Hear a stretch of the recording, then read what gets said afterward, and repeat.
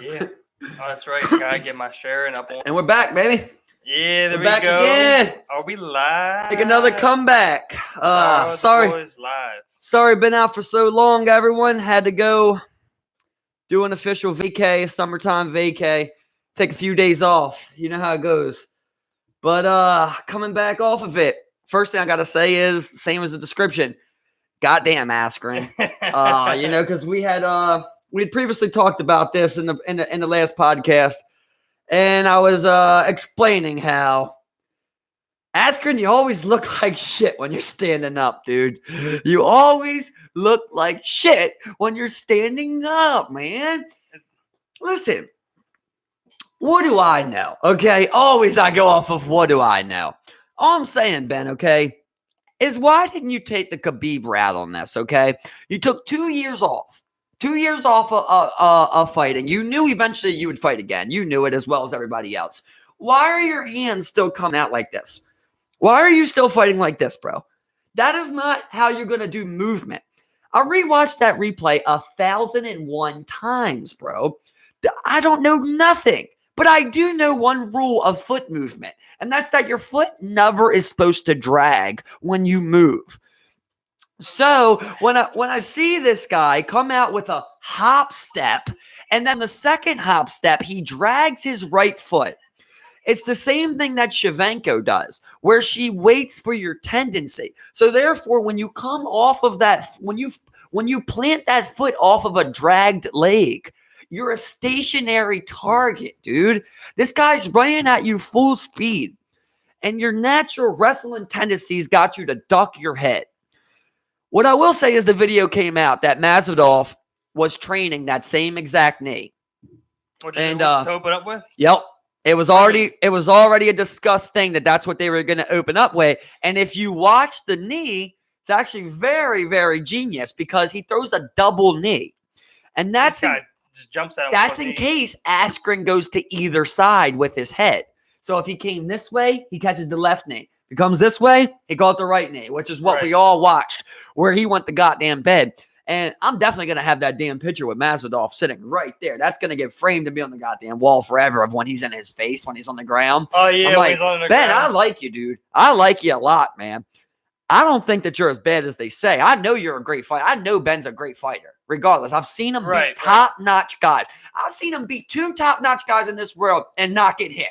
I know the dude can fight, okay?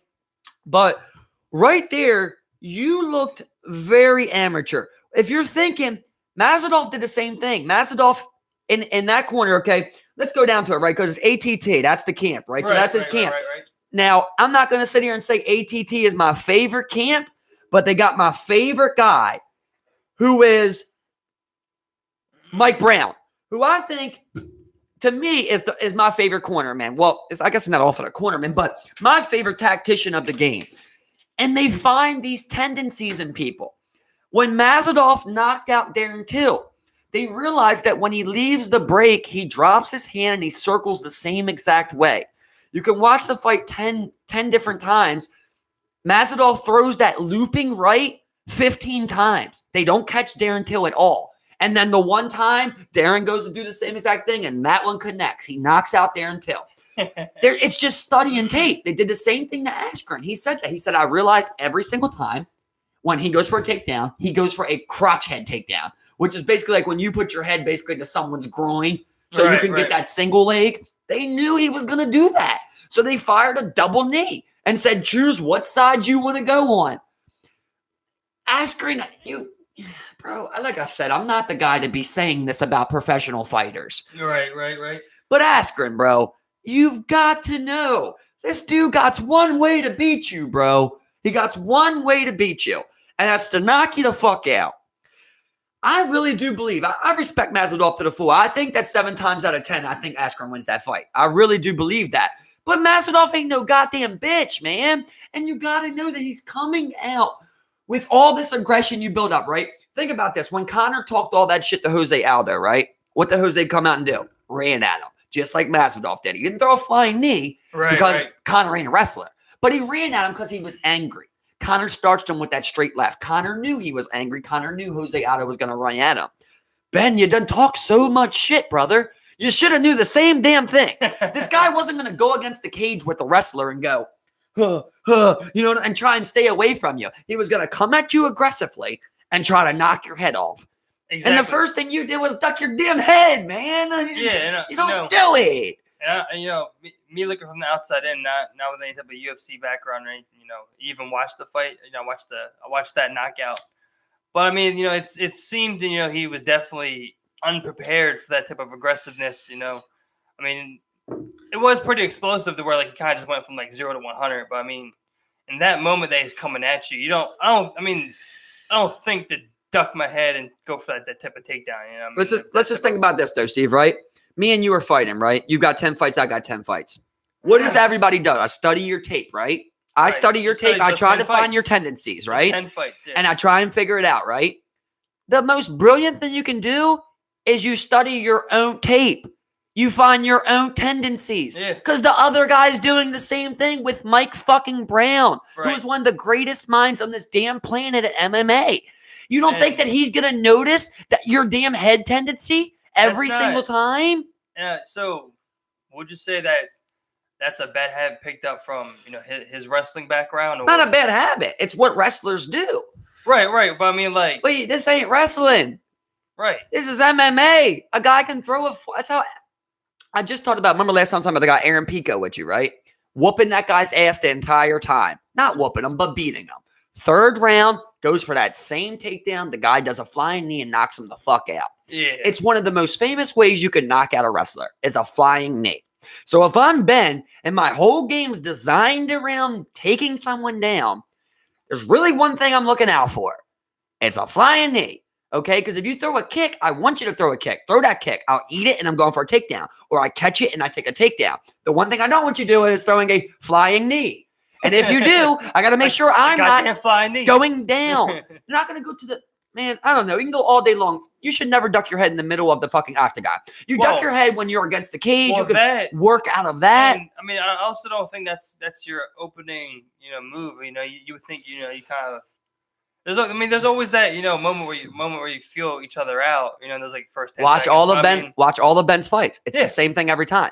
He comes out. He does that same exact thing. That just seems ridiculous. It's ridiculous. That just seems ridiculous. It's absolutely ridiculous, bro. It's absolutely ridiculous. You don't even come in and go for a clinch or anything. Nothing. Nothing. He does that same thing. Try to take it down. It's unlikely you're going to get it in a clinch, off the jump. But at least you're not ducking your fucking head. I mean, it's what happened with DC with that with his hand staying real low. Exactly. But look at that, right? In the interview for that fight, right? Well, leading up to that, leading up to that, Jones. There's a hole in your game. Exactly. And what's DC say? I know. And it ain't. You're not gonna head kick me with that foot. Yeah. He gets head kicked with that foot. Sometimes it's just a tendency that you can't avoid. That's you. Yeah. That's you. So if that's what it is, but goddamn, Askren, yeah, it's funny because, like I said, we were talking about it on Monday on our last cast. We were talking about it, and how much like Askren, but how when he stands up, he just looks like complete shit. He looks like shit, bro. Straight he has no idea what he's doing outside of on the ground. He's also, dad bodding it over there. He looked a lot better than the fight versus Robbie, because he took 2 years off before these fights. So, but now it's just looking really bad, Askren. You got some figuring out to do. Masvidal, you're 10 times better than I thought you were. And your fucking corner is a genius. And I think something when you get hit with something like the quickest UFC knockout in history, then I think that's the type of thing that hits your head, and you're like, well, besides that knee, I'm about to say it definitely hit your head, dog. It's something that you definitely go back and you're rethinking that because that one hurts. It hurts to lose, but then it also hurts to have your loss memorialized in a fucking stat line, that's you got the record, bro. Like they said, it wasn't even a 5-second knockout. It was a 2-second knockout. It took 3 seconds for the ref to stop it. The announcer literally, he would, when I watched it back, the dude was like, your fight clock's brought to you by Moto, and he's out. Literally. You didn't even get to read the sponsor right away, but just fight clock. What a great job on that. As far as the other fights go, Holly Holm, something looked wrong there, Holly. I don't know what it was. Maybe you're getting older. Maybe it's CTE. Maybe it's Amanda Nunes is a badass. But Amanda said it perfect where she goes, when it comes to like calf kick and legs kicks, that's a timing thing. You feel that in a fight. Some people throw it just to throw it, right? I see a bunch of leg kicks in UFC, so just naturally, here's a leg kick. All right, and then next thing you know, you're getting a head kick. It has to be part of the fight when you do things like that. And in a situation like that, you can see, I watch replays. I watch the ending replays 1,000 times. That's what I like to do. I like to watch the last sequence of events that led up to that knockout. Right, see what's going on. If you watch Holly, right? Holly throws 2 leg kicks in the beginning of the fight. On that knockout, she tries to throw a push kick, which is when they push the knee back. So she turns to her side and she goes for that push on the knee. It's not a set up one. It's not 1-2 push on the knee or space. Here's a push on the knee. It's not confusing at all. It takes a second to do that. So as soon as she puts her right leg out to go for that calf kick, Amanda Nunes puts her right leg up to go for a head kick. And what's going to matter more, your knee kick or my head kick? Next thing you know, Holly's good night. And that's it. I mean, it's simple as that. The littlest mistakes ever. Something when Holly didn't look right. She shouldn't have been there standing in front of Amanda Nunes. A dude shouldn't stand in front of Amanda Nunes. No one should stand in front of Amanda Nunes. Try and win a different way. The only way I can see Amanda Nunes losing. Wait for Amanda Nunes to retire and then take your shot. Yeah, honestly. And I think that is a thing. But that's why I think like certain people are moving away. Like when there's certain guys who go like, I think I need 1 or 2 more fights. And that's a lot of times when I think you got a scary champion that you don't want to deal with. But on that situation, I think that you can beat Amanda if you tire her out. I've seen Amanda get beat. I've already said that. I always think Valentina Shevchenko versus Amanda Nunes, 1 and 2. You can argue 1 all day long. Number 2 to me, Shevchenko won. They gave it to Nunes. Mind you, she's a way bigger girl than Shevchenko. I thought she got beat there. I think that the way to beat Amanda Nunes is to gas her. You got to find a way. I don't know how you do it, but you get to the 3rd and 4th round. Yeah. And she will not have that same power or that same movement. And maybe you can win on a decision or take her down, something like that. That's the way I see you beating that girl. Don't throw hands with Amanda Nunes. It's a lesson to learn. It don't matter who you are. Right, yeah. Don't go to the toe with the person who... With that fucking KO artist, bro. Yeah. And then people out here talking about like, oh, well, she might not be the greatest ever yet. Like, are you kidding me, bro? She knocked out Rousey. She beat Shevchenko. She knocked out Home. She knocked out Cyborg. The bitch is arguably the pound-for-pound GOAT, period, in the world, bro. Yeah. It's just the fact that she's a woman. The only reason she ain't. Right, exactly. Other than that, she should be number 1 pound-for-pound in the world. She's beat every top person there is in fashion. Yeah. I mean, I get the whole thing with it, like, generally, women's sports don't make as much money, but you could, the least you could do is not let it be like show. Like, the people, like, especially the people in the networks, people who are covering these types of fights. And, it's like, it's very visibly like shown to where it's like, we don't care as much about this one as, the dude's fighting. Yeah. And a lot of times I don't want to watch the women fight because they're boring as shit. Like the Claudia fight that was on there versus Marcos. Yeah. It was literally one of the most boring fights I ever seen in my life. Right. But you want to watch bitches like Nunes fight. Exactly. Right? Yeah. First of all, you want to watch that Nunes. And she's super marketable, man. I mean, the first open gay champ, knocks women out. You know what I mean? She talks good. She don't talk trash. I think she's super marketable. I love Amanda Nunes. I think she's awesome, but Shevchenko's the baddest bitch in the world, man. I'm just going to keep saying that, until it goes twice. Other than that, man, once again, who am I to say? But I think that Jones should have got that finish. Santos was on 1 leg for 4 rounds. Anybody that thinks Santos won the fight, you're insane. But Jones won. Jones won the fight, but on 1 card he lost. It was a split decision. Somebody thought Santos won, one of the judges. Oh, okay. He didn't. Of course, yeah. You can try and say he won the first 2 rounds if you want to really reach. I think he won the 2nd round. It's the only one I could really give him. Other than that, I think that he lost the last 3 without even anything. He just once that knee went out, it wasn't the same guy. Yeah, exactly. You're definitely more cautious. Yeah. You're picking everything. The thing is, he could throw that leg, but he couldn't throw off that leg. So Jones kind of knew only left kicks were going to come. Right, yeah. That's why Jones couldn't walk at the end because he kept hitting him right there on that thigh on the inside because he couldn't throw another one. He could only throw that, and head kick left. That's it. Yeah, right. Couldn't post off it no more after it's blown out. Outside of that, there's not another Jones light heavyweight fight that I am even mildly entertained by. If you don't go up and fight, the only fight to make is Stipe versus Cormier. Winner. at heavyweight. That's Go- the only go for fight to make Jones. for Jones. Yeah, he should just fight whoever wins out of Cormier and Santos and Cormier Can and Cormier still Stipe. fight Jones? They can, but I think it's happening to heavyweight. So before DC came down to light heavyweight, they Yeah, beat Jones. yeah, but now at this point You he's want to kind of go been up. there for a while, so it's kind of like maybe it's a different fight at heavyweight. Let's see it. Right. I got you.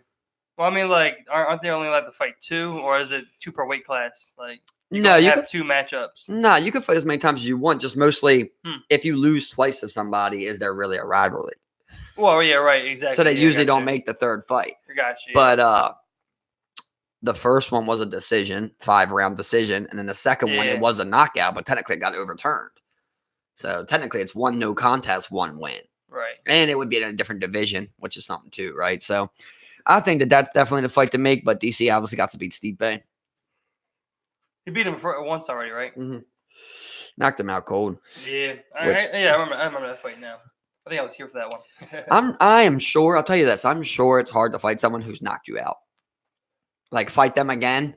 No matter, you can tell yourself whatever you want, right? You could say, oh, I shouldn't have did that. I never do that. That's unlikely. That's the only reason that happened. At the end of the day, you know what that boy did to you. You know what that boy did to you. That boy put you to night-night, dog. That wasn't no TKO. That's a KO. That's an Askren. You know what I mean? You're done.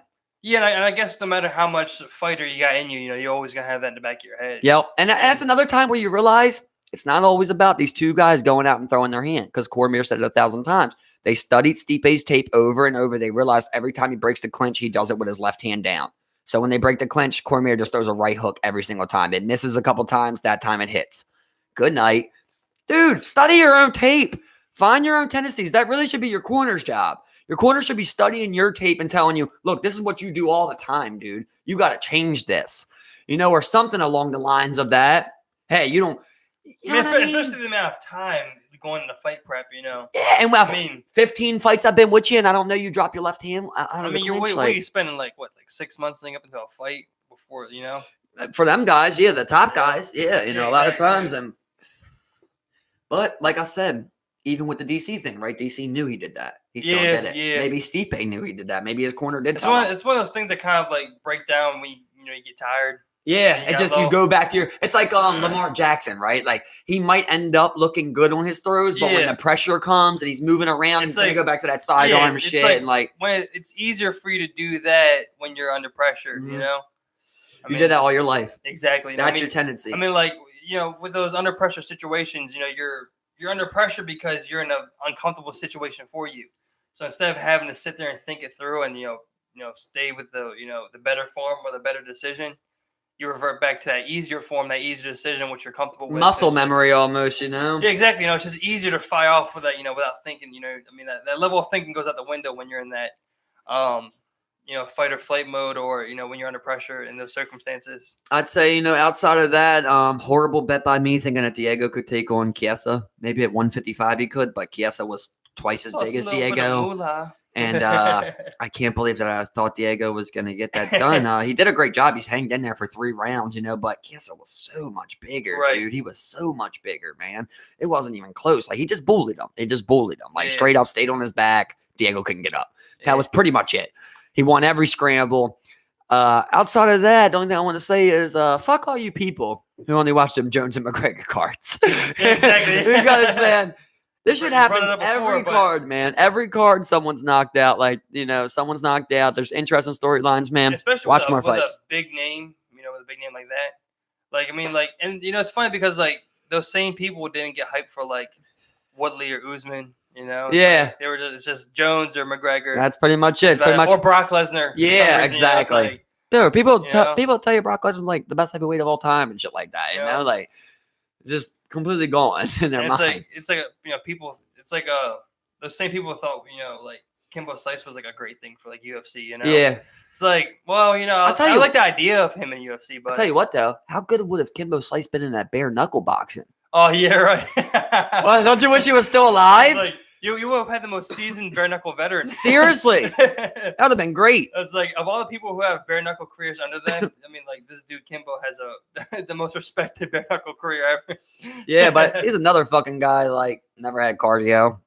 You know what I mean? So if you ain't got cardio, That you ain't gonna go back you so know, his far. knees were fucked up, so a Mhm. lot of people used to always just hit him with like, and he's also Assault his knees. large. You know, he would never check things. You know, I mean, it just wasn't an Yeah. MMA fighter. You know, Nah. it was just like, I mean, yeah, put him in boxing. He did you know? knock a couple people out, so give him Oh that, yeah, right? yeah. You know, he definitely held his own, but that's what I'm saying. Like, people would they would say Kimbo was great in the UFC just because of that, or like how, like it was awesome for him to be in the UFC when like really it was just like.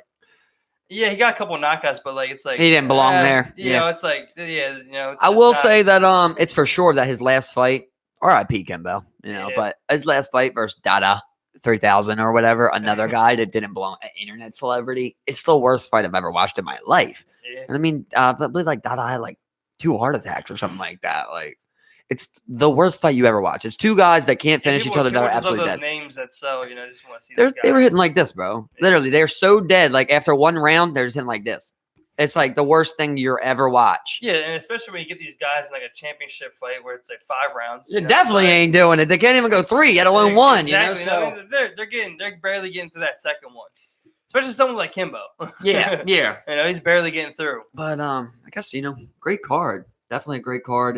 It had a lot of it was got a lot of buzz around it. It was pretty stacked. Yeah, it was pretty big. Got a lot of buzz around it. Gonna be a long time before another one like that comes. Pretty much that Stipe Miocic card in August is like the next stacked one. There's a couple good ones, but like the next UFC card, like I love Max Holloway, man. I don't give a shit about that card, and I'm the biggest fight fan in the world that I know, and like that is just the most entertaining card, dude. And to think that people are gonna pay $65, it's really $70. You gotta pay $5 for the ESPN subscription now. Yeah, so $70 to watch these cards of people they don't even know.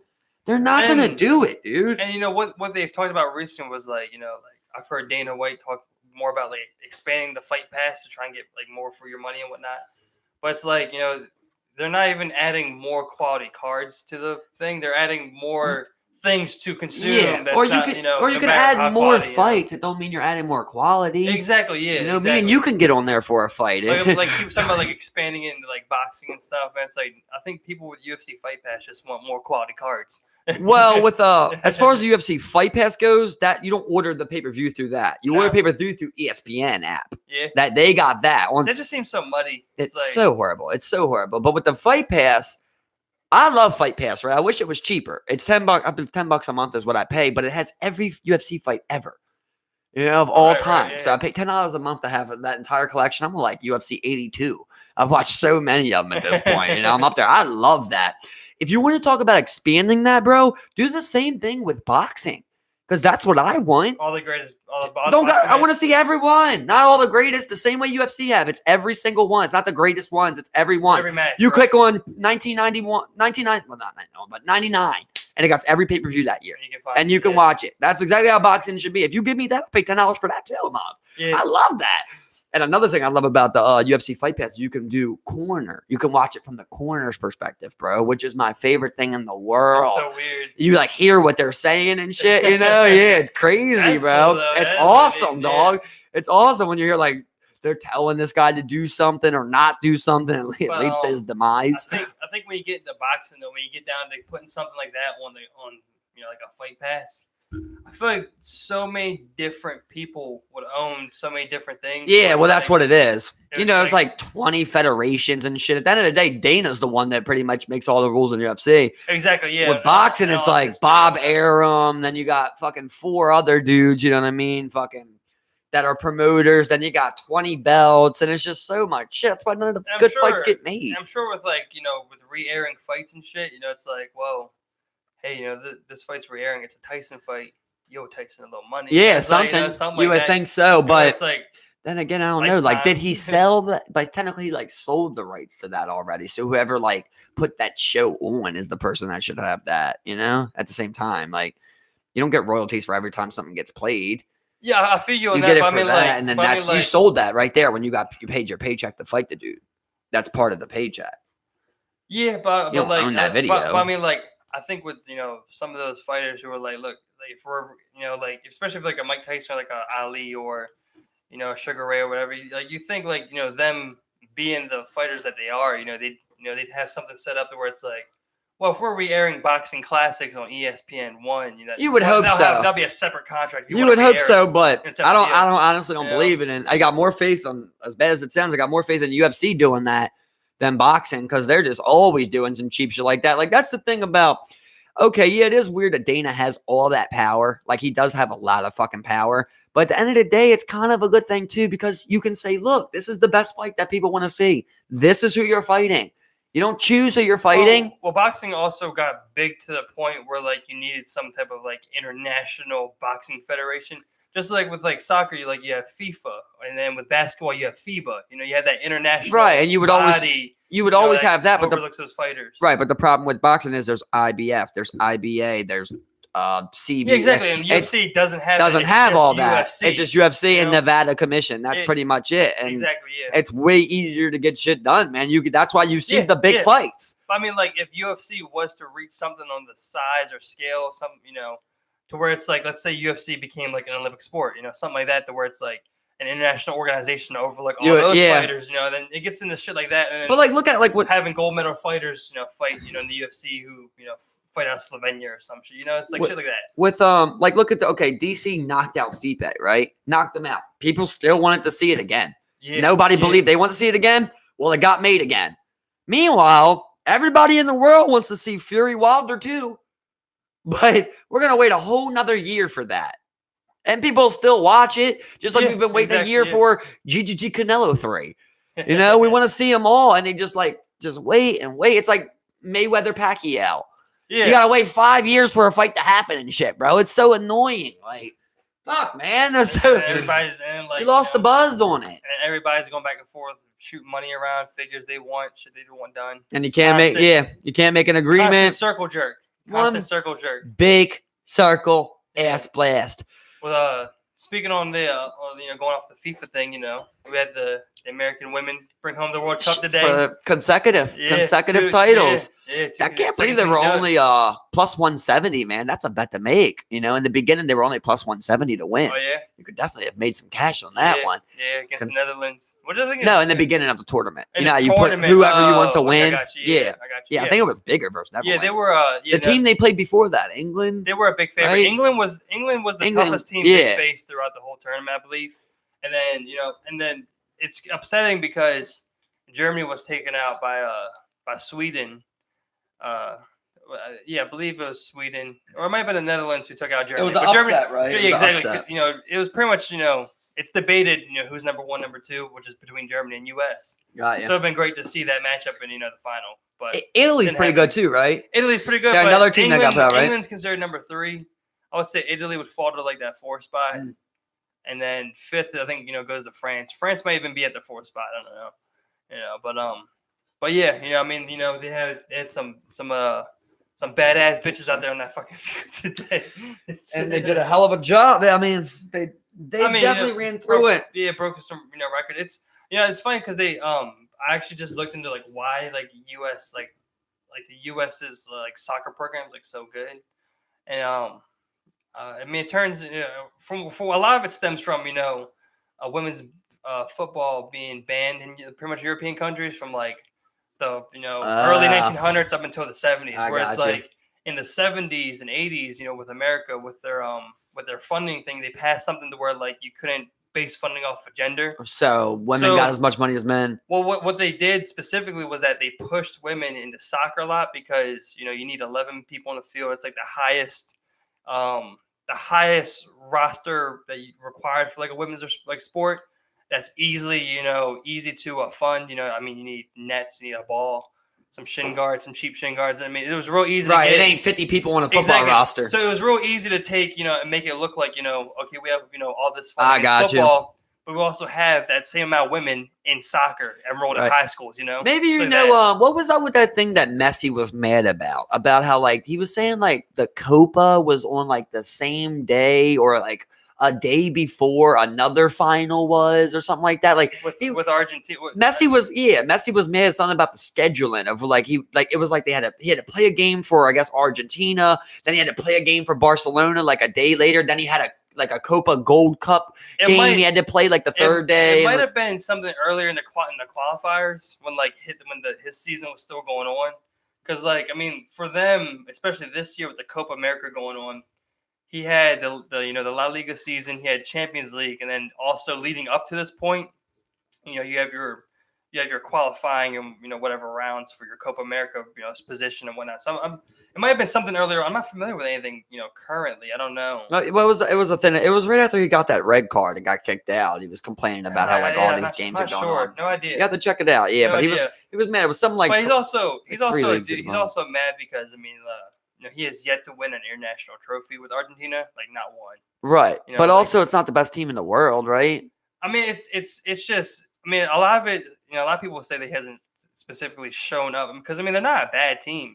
They have a decent. I don't know much, man, but I know last time I watched the World Cup, Messi was going the fuck off. He couldn't score, but he was fucking setting motherfuckers up with passes that they were blowing. So in wide left, wide right. 2014, I just learned this not too long ago. In 2014, he was in the World Cup final against Germany. Yeah, I remember that. Germany. That's when Germany was at. That was when they were. That was their best year. Bad. That's when they were fucking awesome. They were top of the world by a long shot. So I mean, like it's not that they haven't gotten to these positions to win. They just always come up short. Right. They just always come up short. But what I'm saying is, from what I see as an outsider, it don't look like it's Messi's fault. I just remember like last year, like the last World Cup. No, it wasn't the last World Cup. It was whatever the cup is outside of the world that they were playing in. Not this one. There was one between World Cup and this one. And I remember they showed like one game, man. He set up like 6 assists that were like just line drives. Right. Shank. Fucked it up. Lost the ball like over and over. And you can like see him morally getting defeated, which you usually don't see from the LeBron Jameses, the Renatos. You usually don't see that. So when that does happen, you're like, this guy must think. See, the thing with that though is like a lot of these competitions come, every 2 years, every 4 years. I mean, World Cups every 4 years. So you get maybe 3 World Cups in your lifetime. In your career. 4 tops, pretty much, right? Same thing with Copa America. I think it's every 2 years or so. So I mean, every 2 years. I mean, so you have like 8 in your 16-year season or career or so on. So I mean, you only have so many of those shots, and when you're not when you're getting so close and you're just denied every time. I kind of see where exactly, where it's like, of course they do the similar thing with football. I mean, not football, with basketball. But they don't have they don't have the North American, Gold Cup. And I mean, if USA is pretty dominant in that regard, but I mean, they only have the Basketball World Cup every 4 years. I mean, with soccer, there's so many different trophies. There's so many different competitions to win before people consider you to be like, great or awesome. Right. You got to get them all. Win out all of them. It's like, okay, you got to win with the club. Right. All right. Go and win with the club on the world stage against the world's best clubs. And right. Go on the World International Cup stage, International Copa Champions League. You got 4 or 5 trophies you got to get here. Exactly. Plus, we want to see some MVPs. What's it called? Like what the fuck's it called? Like the Ballon d'Or. Yeah, it's like the MVP shit, basically, exactly, right? Yeah. Watch this like the best soccer player in the world. We get one of them. You got to add one of them in there. Exactly. I seen that the Barcelona president though was saying that like Messi doesn't tell him who to sign, or who to target or anything like that. Yeah. So I don't think he's that guy that goes, like he's not going to be that guy that goes, this team ain't good enough. It just seems like he balls as hard as he can. And it's not that what I'm saying is it's not that Messi ain't clutch. Yeah. Or that he can't get the job done. Yeah. I think he's been outmanned. Well, I mean, I really do. Also, I mean, especially when you're playing for a club like Barcelona, you don't have to go up there and be like, I need you to sign this guy. They're like, oh, we're already on it. We've already had him here. That's the type of deal. I mean, like, especially when you're with a club who historically has been successful. It's like Cristiano Ronaldo didn't show up at Real Madrid, historically, one of the best clubs of all time, and just, start telling them how to, coach and take care of their signing decisions or, who to look out for. They're just on top of that already, right. Deal, Right. But you do kind of think like you would come to your top guy and be like, what do you think? Yeah, you would think that, right? Of course. But I mean, like when you go to someone like him, who's like, he's on the front line, I'm a striker. And it's like, give me someone who can give me the fucking ball down this field, type of deal, Yeah, but I mean, you're not always striking. You need defensive guys, right? You need a midfielder. You still need other shit. You want a good goalkeeper. Yeah. You need a good team, period. Yeah, I get you. But I mean, it's like, I guess it would be kind of like Tom Brady offering, defensive signings type of deal, where it's like type. You know, it's I like guess I see what you he's, mean like- there. Yeah, because like, it's not like it's like- Kobe Bryant who they're like not- kind of is on the they're floor not with two-way, everyone. they're not I see what two-way you mean. players all the time. You know, Yeah, like, I see what you him, mean. You know, once the ball gets on half field towards his So goal, maybe- it's kind of done. So maybe they ask him like, the who would you ball. like on the other side, right? Something like that. or Like, who you like in the middle? Something who- like exactly, that, right? I'm Yeah. sure okay.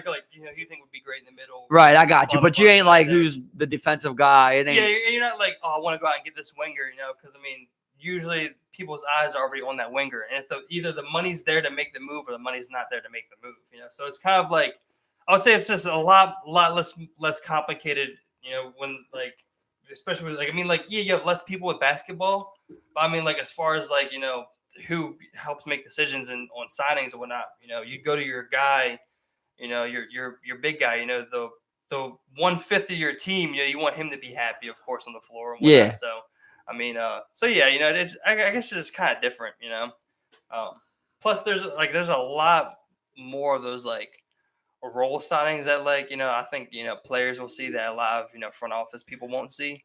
Whereas, you know, I think with soccer, like, people are always, you know, their eyes are just always on any fucking piece they can get their hands on for the right money. Because you can buy him. Exactly, it's on the list. Like, you know, like the money's either there to get 15-year-old. that big name, you know, either we can go out and we can get Neymar back, or we just can't, you know. And then the next best thing would be to get, like, you know, Antoine Griezmann, whatever, right? You know, so on and so forth. Apparently, so yeah, he's mad. I seen that also. I seen that PSG try to give Real Madrid Neymar twice, turned it down. Yeah, They don't want him. yeah. You know, people talk a lot about Neymar. He's never really been one to like really impress me or be like, oh yeah, you know, he's fucking amazing. I don't, you know, Neymar. I think he's a little overrated on that part. You think so? I think so. Well, I don't really know, but from what I see, I've definitely seen him do some god shit that I've not seen a lot of people do.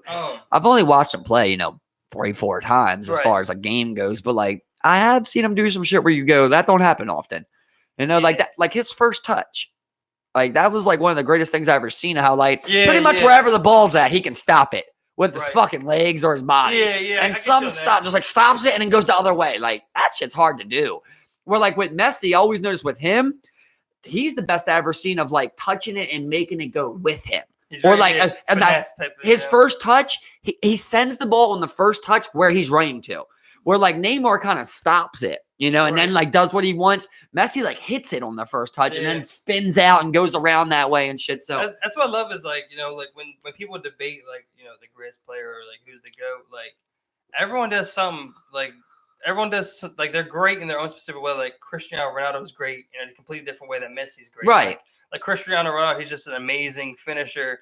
Anywhere near in front of that fucking goal, I mean, you volley it near him, he's gonna fucking sink it in the goal. You know, where Messi, he might do a little more dribbling, get by you, then put it up, you know, in the corner of the left. But Messi's also that killer at them free kicks, ain't he? Yeah. Well, he's probably has a sick free kick, but Messi's probably the best ever, right? Messi's probably the best free kick ever, right? I'm not sure. You know, I don't know though. I'm not too sure. See, when I say things like that, I mean like from what we've seen. Yeah, he looks that's how people go like, I feel like dumbasses, right? Like I remember like even like 20-year-olds, you know, we've all done it, but you're like, who's the best quarterback of all time? Oh, it's Tom Brady. Like, well, for me, it's Tom Brady because that's who I watch play. So I'm not gonna sit here and go, it's Joe Montana just because 100 analysts have said that. So now I repeat that. I never watched Joe Montana play live ever in my life. So who am I to sit here and debate that? It's the same thing with Jordan. Like, I don't know if LeBron's better than Jordan. I can only tell you what I've watched. LeBron's the best I ever seen, dog. It's simple as that. I'm not going to debate, is he better than Wilt Chamberlain? The fuck, man, I didn't watch this shit. That's just you talking on some shit you don't know nothing about. You know, Messi. Yeah, so we get saying Messi's better than fucking Pepe or some shit. I don't fucking know. Yeah. But right now, as far as the best player I've ever seen, it's Messi. I think Messi, like and like I said, I don't know nothing about soccer. Yeah. But like from what I do know, he's the best player I've ever seen play. He's also like two or 3 years younger than Ronaldo, so he still has, you know, a couple more behind for this guy to catch up to and whatnot. The funny thing is, as far as numbers go, a little funny story on him. I don't know if you knew, but I've seen that like as a kid he had low growth hormone. Messi? Yeah. So like when I think he's under 5'10". He's like 5'7", I believe. Yeah, he's something small, super short. But apparently he was like 100 pounds when he was like 18 or some shit, and he started getting like 15 and started getting like growth hormone. So it makes you wonder, like, do I got a little roided up or something in the beginning, bro? Like, pretty sure that means you're on roids, dog. I think with soccer, like like your weight and as far as like your overall body strength, I don't think that plays in as much, But you can still get big boy, especially him being little. He's just had to adjust that game to where he can get around those people, and that's probably why he is so good. More finessey, Yeah. Well, like with Ronaldo, he got the body on him. Exactly. He's a tall dude. He's 6'2". He's fast. Yeah. He's longer. So I mean, he can get up above people and finish those headers. Which is what you see him do a lot. Right. Where he gets in, gets that bicycle kick in, and just fucking smashes the shit. Also, I'll tell you what. One thing I love, really do love about Ronaldo, if anything, is just his competitive fire. Yeah, I mean, you don't see the same competitive fire from someone like Messi. Ronaldo's just a whole different fucking level. I remember in the Champions League game against Atletico Madrid, they went up on the first game 2-0, so and it was away goals too, so he had to come back and score 3. I remember, next game he scored, a hat trick. Yeah. It was like, watch this Ronaldo being Ronaldo. But the other thing was, in the last game, I think it was one of the Atletico Madrid players, he went up for the crowd and he did like this, like that type of deal, like suck his dick. Well, when Ronaldo scored that hat trick, I remember him just completely flex as much as he could, and was just like, "You suck my dick!" I definitely every fucking thing, every vein. I definitely see what you mean there, but when you're saying like I don't see it from Messi, I don't correlate things like that, right? Because like to me, like, all right, well, if I was going off of that, I'd say Westbrook is the most competitive guy that I've seen in the NBA, right? But I think Kawhi Leonard is the most competitive guy in the NBA. He never does anything like that. Right, yeah. But at the end of the day, like when you're talking about a killer, so I get that same type of feel from Messi that I get like with Kawhi. It's like, it's that killer who's killing on his inside. It's all up here. He's not worried about making a suck a dick motion, which I do love. I do love seeing that. Just being caught in that moment. Yeah, or like, remember when Dame made the 3? Remember when Dame made the 3 over Russ? Bye-bye. Bye-bye. I love that type of shit. It's just, But I don't see it as like, oh, he's more competitive than someone. To me, if you're great, there ain't no comparisons of competitiveness. Well, I mean, it was also great to see because, I mean, like he scored a hat trick. He came out and scored 3 goals. He did what he needed to fucking do, right? Exactly. So has he ever won a World Cup? No, with Portugal, no. But no one talks about that. I don't understand. Yeah, it gets talked about, it definitely. But they're kind of a worse team. Is that what it is, or what? Definitely struggling way more than the Argentina side. So Argentina's definitely a better team. Yeah, I mean, I know Argentina got like Sergio Ramos, right? They got. I mean, no, that's Spain. Is that Spain? Yeah, but I mean, they got somebody on that team, right? Dybala. They have Sergio Aguero. That's who it is. Aguero. Okay, yeah. Angel Di Maria. They have a couple other guys. I think they also have Casemiro. They're a pretty well-off team, but the thing with Messi is that like he's been to that stage, he's been to the World Cup final, and they got 2-0, type of deal. He didn't, no one scored. Portugal has won some, international titles, just not the World Cup. Just not the World Cup, Whereas but Messi is international title less. Right, but nothing with his team. But Portugal never even went to the World Cup final, or what? Yeah, I don't think they've ever been to the final with Ronaldo. I don't think they've made it past around to 16. But again, their team's also a lot. Right. I get it. And I mean, with Messi, they're like, you should be able to do it. Exactly. With Ronaldo, they're like, they don't really expect it. Yeah. And like I said, he's won international trophies with Portugal. How does that work with the World Cup? Like, what if like Messi was like, I want to play for Spain? Can he just not play? How does that work? I'm not sure have to play or like, you know what I mean? Because there are some. Is it just where you're born? No, there's some people where you can play for another country. I don't know how it works. I don't know if you remember, like when last World Cup, we had like an 18-year-old Mexican who was a stud. Yeah. And I'm going to Mexico. Yeah. And playing for them, and like he lived his whole life here, but I think it was born in Mexico. Exactly. Yeah. So I don't know how it works. I'm not sure how it is. I think. It's like where you're born at or what your nationality is, what your citizenship is. Exactly. Maybe you get dual citizenship. You can play for another country. Like Kyrie Irving, he can choose to play with Australia or America. Oh, I did see that. So it's like, I'm not sure how it works. It's really weird. Like because he plays in it and he chose to play for America because he wouldn't have gotten a gold medal to play for Australia. But anyway. Right. But I think Simmons has to play for Australia. Is Simmons Australian? Yeah. Oh, is he? Yeah. Okay. So I'm pretty sure. I'm pretty sure unless he chose Australia. Yeah, same thing with Kobe. Kobe Bryant was born in Italy, so right. So yeah. So I want to know how that works. So yeah, I think with the international organization, if you reside in a certain country for a certain period of time, maybe like, I mean, of course, if you live in America for 5 years, maybe you could play for the American national team or whatever, how long it might be. You know, just so you don't got to stay there for a year and then, you know, move on about your on a business. side note, this is completely different, but something I was thinking of that'd be crazy. Like, a while back, the UFC fighters and shit, they used to get to wear their sponsors on their shorts, and they would make more money off their sponsors than they would off their fighting, you know. And UFC signed with Reebok, so now you can't do that. You have to wear all Reebok shit. Wear Reebok shorts. Yeah, and you still get like 10, 15, 20 grand, but it ain't nothing like what it was. I was thinking, like, I wonder if like a UFC fighter could like come up to like Pepsi, like, give me 1.5 mil, I'll tattoo fucking Pepsi on my chest. You know what I mean? Like, would the UFC blur that out every single time? Would they blur out this guy's chest the whole fight? I mean, I'm not sure. You know, I don't know at all. At this point, I'll tell you, I like to think that somebody could do that. They should look into that. But what I will say, what is weird is like I realized that on the post-fight like interviews and shit, because they're on ESPN now, when they cuss, they blur their whole face. When did we start doing that? You can just blur your mouth, which is already weird, right? Because if somebody cussed, somebody cussed.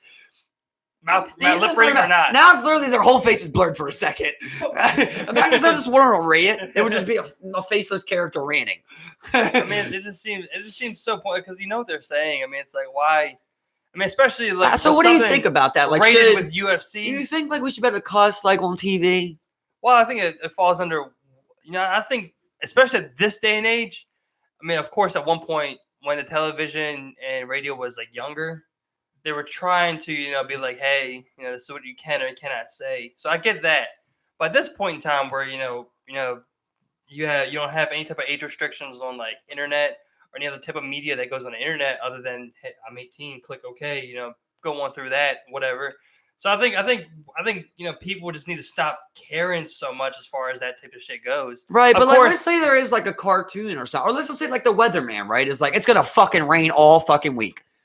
Yeah. Is that a big deal? I mean, like, that's where I don't think you have to, you know, go as far as being like, look, you can't say that, but being a company being like, it's not professional to present weather that way. We don't want that. You know, exactly. And I don't think you necessarily need someone to be like, look, you can't do that. Right, but like as we go, right, as me and you go, which weather channel you watching, Steve? I'm watching the fucking cussing motherfucker. Exactly. Yeah, me too. Exactly. That puts a little passion behind it.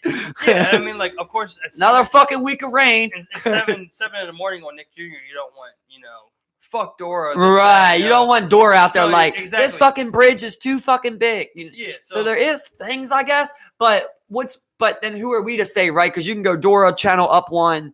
I'm on CNBC now, and two guys are cussing at each other. Yeah, exactly. Are we really saving grace here? Yeah, so I mean, it's like, you know, I just don't think, you know, like I think there needs to be things in place to be like, all right, you know, Nick Jr., keep it clean, but not necessarily to be like, hey, on your weather channel or hey, during Adult Swim, you're limited to, you know, 10 fucks or you can't say bitch. Bitch, still, like you have fuck shit, this and that. You get what I'm saying? Bitch gets bleeped, you know. But no matter, like with all that, I'm right there with you. I do agree on what you're saying, but I'm just saying, like, for somebody to counter what we are saying, all it takes is one flip of that channel. You know what I mean? You wait for your mom to walk out and go to bed. You turn off Dora. Oh yeah, you turn on that weatherman that's cussing. Yeah, and so it's not like it's not hard. No, not at all. No, not at all. You know what I mean? To do that or something like that. Like so what do you think about like sex? Like, should you show sex on TV? I think a lot of that also falls under the same category where it's like, you know, you're getting to the day and age where, you know, it's like, especially on the internet, like if someone wants to look up sex, most of the time, can find it. That child has access to looking that up. Right. You know, I mean, you're 9 years old, titties, and they're looking at titties, you know, just like that, you know, on their screen. I mean, as simple as that. And people are like, well, you can do parental controls. Well, kids find ways around those controls if they want to. Bro. Kids are resourceful as fuck, especially if you give them a technology device in front of them to figure this shit out. And parents are clumsy as fuck, dude. I wait for the one time my parents get drunk, ask them. Well, that, and also it's like, I think you're also going as far as to being like somewhat of a lazy parent, to where it's like, look, I'm not ready to discuss this with my kid yet, so I don't want him to be able to view this content at any point. Where it's like, you know, like I said, I think in this day and age with, you know, it being on your fingertips as close as it is, we need to be more open. I've always thought we need to be more open. I agree. Conversation. Okay, so what I want to go with there, so let's say we are open, right? How do you feel about like like a Nickelodeon cartoon that like is teaching your course, kids about sex. Of course, it's weird, but that's where it's like I'll come in and I'm like, well, don't let the Nick Jr. show teach you about sex. But that's where it should be, Steve. Talk to your children. Right. No. I'm just talking about on shows though. Like a kid ain't gonna turn on fucking QBC.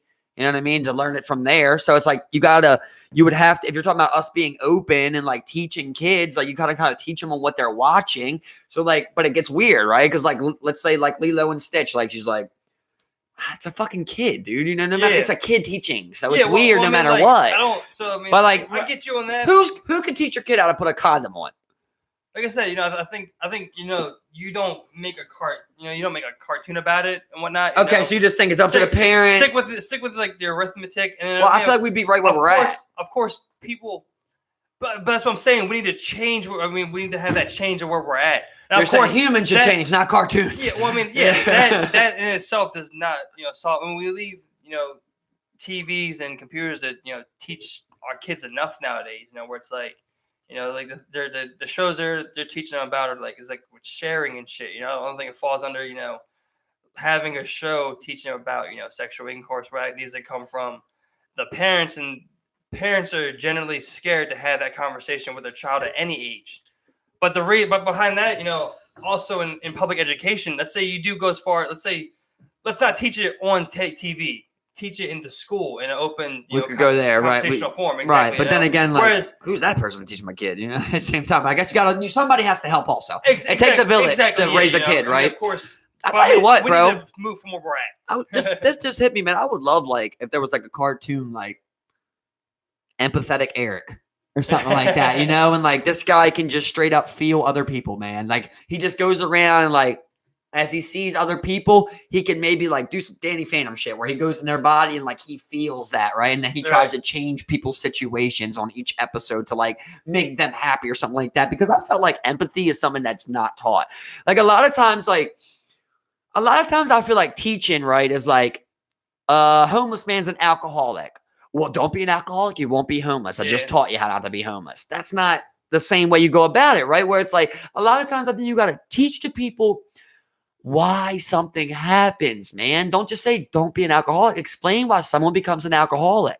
Well, I think another thing would come from, I think when babies are raised up into a certain age, there's a certain amount of unhealthy isolation with children, especially infants. It's tough to find another 6-month-old child to interact with, that you don't live with. But I think that is where those types of things come up. When you're between 1, 2, and 3, let's say 2-year-olds playing. You generally would see them probably get kind of rough. Maybe even hurt one another. But that type of thing is necessary to gauge, how another person is feeling in those type of situations. And I don't think these kids have a lot of opportunity for that. I mean, up until they're 3 or 4, to interact with lots of kids on a daily basis, to kind of roughhouse, feel out the social structure. But there's little things you can still do, right? Like I'm a fan. I told you, I'm a revenge guy, bro. And as bad as that sounds, I'm not trying to correlate that with children here. But what I'm saying is, I believe that that's how you teach a child. Like when someone you got a kid that keeps hitting people, right? That keeps hitting people. As bad as it sounds, you need to hit that kid. Right. That's how you learn. That hurts when I hit someone. Yeah. It hurts when I get hit. Yeah, exactly. That's how you learn shit like that, And when you don't teach it like that, and you just go you let your kid keep doing that, and you go, "Well, he just got problems" or something like that. Well, you got problems. Well, I mean, I think that's them. I think of course not all of it, but I think it can be somewhat fixed with more interaction as amongst younger humans. Where it's like, now this kid has never been around humans. Maybe there's other factors and whatnot, but for some reason he feels he has to push around smaller kids. I mean, there's some psychological reason behind that other than just this kid just being a dick. A lot of times that's because your parents are pushing around the kid, though. In my opinion, exactly. I really believe that. I don't think anyone grows up I like to bully little things. Yes, that's the anomaly, right? Of things. I think a lot of times it's you see your parents doing that to other people. Yeah. Or your parents do that to you, or your siblings, or your dog, right? There's a lot of people that abuse their dogs. And I think that correlates. You might not hit your kid, but he sees you hitting the dog all the time. So then he correlates that with teaching an animal. Well, what's the difference? You know what I mean? You're still learning one way or another the wrong way. You're still learning wrong. kids, of course, aren't always like, hey, why do these two things connect? I mean, a lot of kids just don't simply do that. They're just like, all right, dog's bad, dog is hit. But like, remember they you don't think about the things. Remember you told that story with that mom about how she taught her kid about consent? Oh man, you don't remember that? When she was like, that she had two kids, and the brother could always use the sister's charger whenever he wanted to, but then he kept grabbing the charger in the middle of the night. You literally told me this, Steve. I don't know how you don't remember it. Yeah. I'm literally repeating to you what you told me. Sure, yeah, I told you. Yeah. But he kept grabbing the charger in the middle of the night, for like a couple of nights in a row. And then the sister was getting mad because she kept waking up without her charger. Right. So then when she wakes up and they come to the mom and goes, he keeps taking my charger. And the boy goes, well, she said I could use it whenever I want to.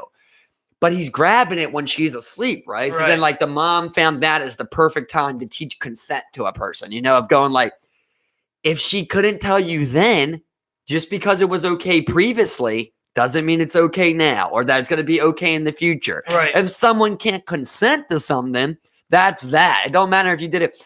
You can rape your wife. Oh, you can rape your wife, yes, bro. That's a true fucking thing. Yeah.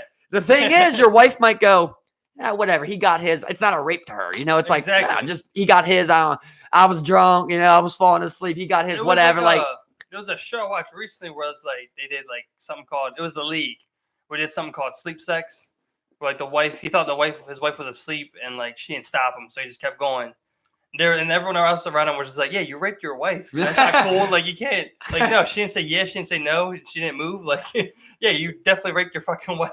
Like, it's hard to believe that someone could be asleep through sex, though, right? Exactly. Yeah. I mean, of course, it turned out, of course she was awake and she just, just didn't react. And without drinking or something like that, you should always wake up. But of course, there's no way someone should be clapping your cheeks and you're sleeping. Exactly. I mean, unless you're drunk or some sort of under. Of course, if your wife was to be like, hey, I'm a heavy sleeper, and you did it one time, but don't ever do it again, and then you do it again, even the first time without permission, you raped your wife, buddy. Well, what if she always just said like, hey, I'm a heavy sleeper, I don't mind. If you ever want some, take it.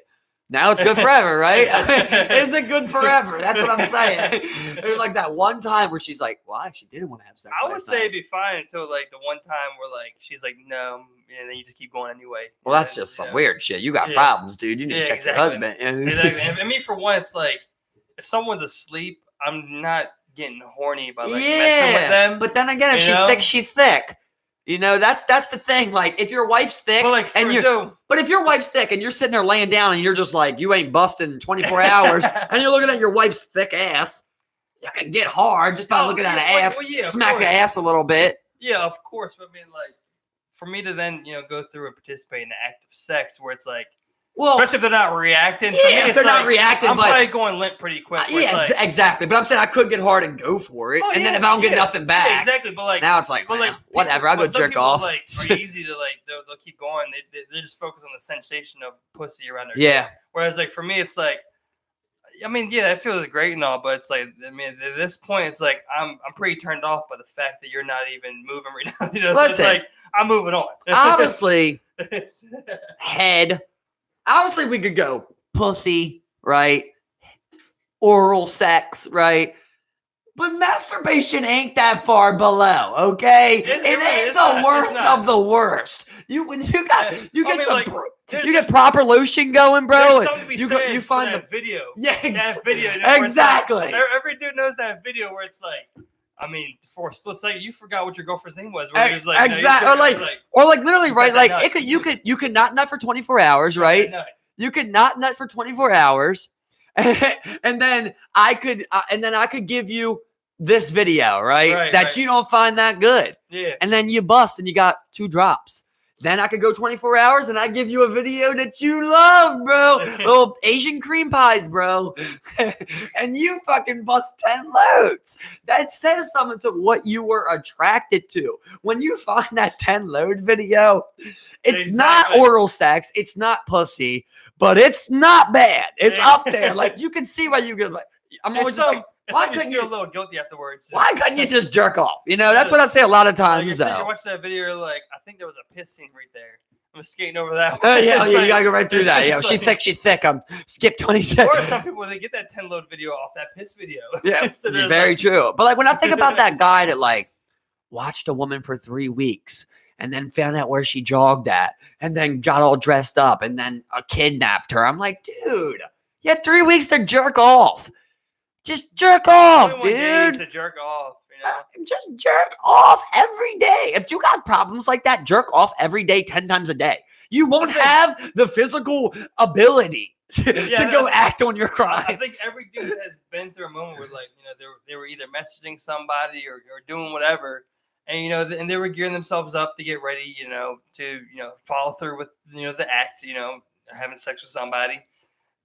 Probably took a little long. You jerked off real quick, and then after you jerked off, you were like, well, I really don't want to go. Ain't even worth that. it now. I really don't even want to go do that. What's the little Wayne? As soon as I come to my senses. They have a name for it. It's like post nut clarity or something. Yes, it really is something like that. From that the Rogan podcast with that guy Who Tapped Jesus.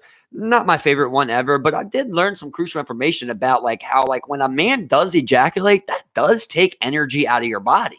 That has nutrients in it. You're releasing vitamin B, vitamin C, you're releasing your nutrients. So if you go jerk off 5 or 6 times, you are going to have less to you. Yeah, exactly. You know what I mean? I mean, I'm also one of those type of people, who believe, there is, an energy exchange between two people when you are fucking. I mean, like, they're rubbing off on each other. I mean, there's an exchange of physical and emotional energy put into the act, to then perform it together. I mean, there's, like I said, there's an exchange of something like that. But with the same thing, along the same line with female orgasm being like harder to achieve. I mean, that's just an evolutionary thing, where it's like female orgasm isn't crucial for reproduction. But once a woman orgasms, they can orgasm multiple times with no problem. But the reason men bust so quick is because, I mean, that it's needed for reproduction. I mean, like, how bad of a reproduction system is it if it takes you 3 hours with the same rhythm and locking, romance? The ideal is to bust. Exactly. Like, it's to spread your seed as fast as possible. Right. So like, people are always like, you bust so quick. I'm fucking supposed to. You're supposed to get this nut. I'm not supposed to sit here and fuck you for 3 hours because, according to my food surplus, I can't afford that. It's like, you're absolutely right. And first of all, any dude who's ever like, listen, any dude who's ever like, I had sex for 2 hours, you're a goddamn liar. Well, good for you. The only way you should be able to do that is if you were literally like sloppiest drunk you ever been, and you literally can't nut.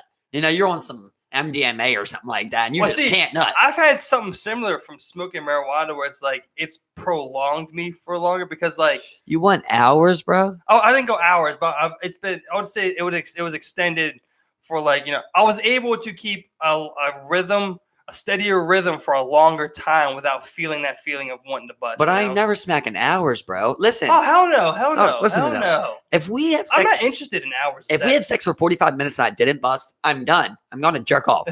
I'm done here, dog.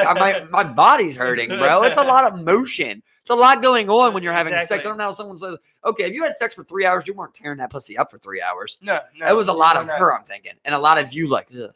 Like I don't. It wasn't 3 hours. No way. Fucking, there's absolutely no way. And that's you're saying like for you ate her pussy for 20 minutes, then she gave you head for 30 minutes. But that's a long time. Like exactly. Dude. Yeah.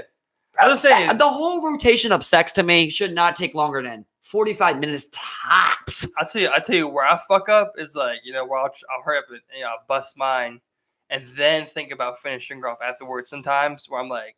Because as soon as I bust, I'm like, I'm done with this whole act, man. Like, I'm really done. Like, I don't want to cuddle. I don't want to keep fucking. I don't want to go down and eat more pussy. I've came, so I'm done. I don't want to do anything. That's it for you, huh? Yeah. I mean, of course, there's times where like, I can't say every time it's like yes or no to where it's like, do I want to go a second round? I can. There's sometimes where I can't, and there's sometimes where I can. But there'll be times where I can, and I'm like, I just really don't want to. I've busted. I've done the whole act. Yeah, I can see what you mean there. But for usually, it's like at that point, like let's say like you already busted, like it's pretty easy to just let the girl get off one more time another way. You know, like I might not want to Yeah, have of course. sex, but I might be like, Yeah, of all course. right. But I mean, like, let's say we Somebody get, get some let's say we fucking- get to that 45-minute point, and I'm like, all right, I'm ready to bust. You know, or I just hit a stroke too much, and I reach that edge, and then it just comes crashing down from there. You know, it's like you reach. So there's a point you reach where it's like sometimes you can catch it and stop yourself, but then other times where you're like, it's coming Too late. regardless. It's already midway. It's exactly, midway through coming. my dick. You feel that It's midway sensation through in your dick. Exactly. You're like 2 more pumps. Exactly. The third one will be a cream pie. So So I mean, yeah, of course, I try and get her up before I get off. But I mean, like, if I get off, most of the time I'm done. I don't want to. You heard the I man. don't be. Yeah, I mean, I'm sure a lot of people feel that, where they just don't want to. Either they don't want to. I mean, like I've even felt it as far where it's like I don't want to go back and lay down and cuddle. It's like I'm gonna go smoke. I'm kind of like start getting to something else, that type of deal. I hear you. I'm usually just sometimes I go to sleep. Yeah, little finger action or something. Just man. We both end on good But terms. you're definitely not in it as much as you were. That's what I'm saying. I haven't done the benefit at this point. I'm I mean, doing this for your luxury. Exactly. Of course, I'm not saying I'd just stop, but it's not something to where it's like, this is what I want to do. Yeah, of course I want to get you off. But I don't want to sit there and finger you. I don't feel like doing that, but I'm gonna do it. That's how. And everyone here is like, man, Steve, you're just really ungenerous. Steve, it really is for you. No, I take care of people, but I'm tired, man. It's like, especially when you're not. I don't know, I'm done. Don't touch me. I don't want to cuddle. That's a Stop good trying one. to touch my dick. That's a good. I've had an experience before where it's like, busted, keep sucking. You just keep sucking. I busted. Stop sucking my dick. So you're done. Well, I mean, bitches always do the same thing where they're like, all right, he came, and for some reason, now that you came, I'm gonna try and snatch your soul or something. That is very true. And it's like, look, my penis head is sensitive as fuck right now. This is true, but I've had times where you just go, you just go through it and you go for that second time, you figure it out. There's been times you can do the same thing with jerking off. Like if you come, I remember my younger days, you just keep jerking off. You're come again eventually. Yeah. It's just gonna take a while. I remember my first couple of times. I remember the first time jerking off, probably like first week of doing it. I'm like, probably my third day. I'm like, oh yeah, I'm gonna do that thing I figured out the other day. It's like for some reason you think you just figured it out. You're just like, I'm gonna do that thing I figured out. I'm just. But but I mean, it's like you guys like there. I mean, there was one time I came and I just kept stroking. It's like eventually, like within 5-6 more strokes, then came again, just so early on. Wow, I've never been that early. After that, I was just like, I felt it again. I was just like, what was that? And of course, I can't do it now that I'm older. It's like, but backlog. But that was like an early jerking off time where this felt so. I wasn't even busting yet. I remember we were so young, man. I always remember you're like, yeah, I ain't jerking off, man. Like, it'll ruin your sex drive in the future. You remember you told us all that? You're like, your dick won't get hard in the future if you jerk off now. Meanwhile, I've been jerking off for a couple months now. Let's talk about porn, because I mean, you jerk off to images when you come. Your brain's rewired for shit like that when you're coming. If whenever you're looking at and you're coming to it, your brain's rewiring to like, oh, you come to this. I guess that's what you mean, but you get, I think it comes to the point where you're like, I come to this. I come to some clapping of the cheeks. Well, I'm ready to clap some cheeks too, There's definitely a little bit of that in there. I mean, this ain't gonna do it forever. I mean, it's like I think every dude atrocities. They've seen their porn interest, evolve. Where it's like you can't jerk off the Victoria's Secret magazine no more. That's true. I mean, that is so true. I remember before I could jerk off to a Sears catalog, bro. I remember having fucking what was it called, like TiVo or something like that? No, what was that called? Where you could rewind back, like the first shit. TiVo. That was TiVo, yeah. TiVo, I remember I had that once, bro. And you showed me a commercial where a bitch bent over. You know what I mean? A workout commercial. I'm playing it on 2 times slow motion. Used to live for Comedy Central. 3 a.m. clicks in, paid programming, Girls Gone Wild ads. That's all you saw. Just slow it down, baby. That's all I need is some, blurred out titties. It's perfect. That's all I needed. Yeah. The idea of it was just enough for me to get. Yeah, I can remember even on Comcast, they used to have these porns you could choose out of, but you could tell the people weren't having real sex. Like it would just be like a woman would sit on top of a dude and they would just like make the sounds and shit. You could tell that he wasn't really clapping. You never seen dick or tits or exactly. none along the lines of that. But you're like softcore shit. But you still exactly. Yeah. You're like, yeah, that's enough. Like, that's all it takes. Exactly. Whereas like now it's like, if a bitch don't got a wine bottle in her ass while taking 2 dicks at the same time, I can't get off. It's like I gotta see some shit. It's like you think I'm jerking off the regular doggy. What? That ain't gonna do it. It's like what? I'm extravagant now. So you just got this boring POV doggy shot, one man, one woman. What is that? You know what's the worst? You know what the worst ever is? Is like when you have like when you're watching a porn, like the girl could be pretty, ugly, whatever it is. Their asshole's just blown out. Just completely blown out asshole, and you're just like, I don't care how thick this bitch is. There's a time where it's not if she thick, she thick. Or like you get the angles where like you can see like the dude's asshole. Like some people do that doggy down under, like underneath, where like you see the dude's like whole gooch, and you see his dick going under her pussy, doggy style from underneath, and it's like, this is not my angle. This is not a great angle. I don't know. It's like I've always found it weird. Like I know that they say like the male G spot is in the ass and the gooch prostate, feels good and all, but like I don't understand how people are having a girl eat their ass while getting some head. Yeah, like, maybe it does feel good, but just enjoy the head, dog. I mean, like I could even go as far to understand if a girl had a finger in your ass and she's getting the prostate. But licking your asshole was a little different, It's like, for me, I'm just never gonna be interested in that. I'm more of just interested in the fact of what we have going on. I get you. I don't really even if that did feel it could. You could tell me it feels better. I'm not gonna be. I'm actually. Well, I'm probably not even gonna come now. Well, I mean, I'd feel like I'm the woman. It's a fact that like, that is what the male G spot is. Yeah, like, I just don't even want to find out on that one. I just don't want to have sex with a woman with her finger on my ass. Like how demoralizing. I don't want anything, in my ass. Yeah, I don't, of course, but like it comes kind of down to like the whole sexual orientation thing where I think it's just something that's been ingrained in us, the whole time. Hey, if that's what you like, that's what you like. All I'm saying is like, listen. Let's just say like, say you got a girl. You say you got a new girlfriend, okay? We ain't even gonna talk about anything now. Let's say it's a new girl, and she ends up telling you like, yeah, my old boyfriend used to like his ass eaten.